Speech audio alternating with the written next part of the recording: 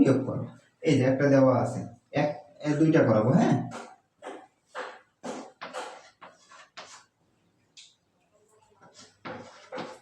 ব্যাস। এবার কি আরেকটা কথাবো,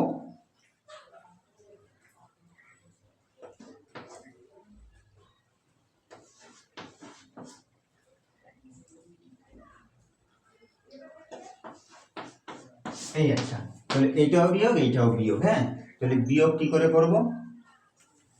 বিয়োগ করার সময় উপরে আর নিচে যদি সমান হয় শূন্য, এটা তো সবাই জানে, এই নিয়মও কিন্তু তাই। উপরে আর নিচে সমান হলে আমরা 0 দেব, 0 0 0। এইবার আমি তোমাদের আর একটা দশমিক বিয়োগ করে দেখাই। ধরো এই জায়গায় যদি বলতো 23 বিয়োগ 25, 23 বিয়োগ 45, ধরো 23 বিয়োগ 45 যদি বলতো, তোমরা কি করতে এই জায়গাটায় কি করতে?